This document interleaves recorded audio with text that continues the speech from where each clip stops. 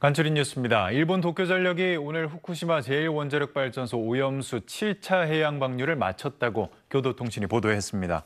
도쿄전력은 지난달 28일 방류를 시작해 오늘까지 오염수 약 7,800여 톤을 원전 앞 바다로 흘려보냈습니다.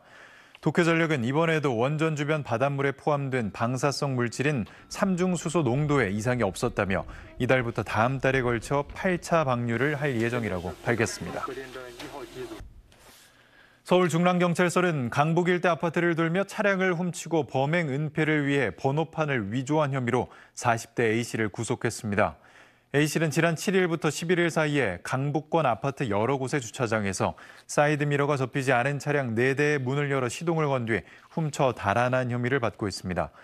A씨는 별도로 번호판을 훔친 뒤 일부 글자를 유성펜으로 위조해 훔친 차에 붙이는 방식으로 수사를 피해온 것으로 조사됐습니다.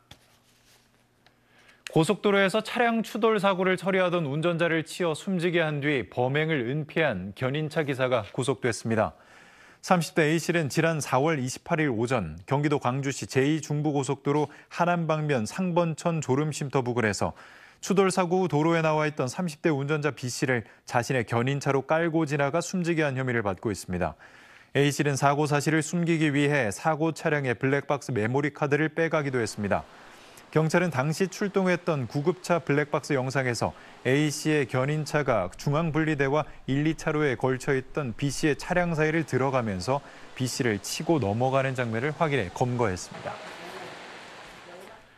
오늘 새벽 5시 20분쯤 부산 해운대 주점에서 20대 10명이 패싸움을 벌여 1명이 흉기에 찔려 중상을 입는 등 4명이 다쳤습니다. 폭행 가담자들 모두 술에 많이 취한 상태여서 왜 시비가 벌어졌는지 기억을 제대로 못하고 있는 것으로 전해졌습니다.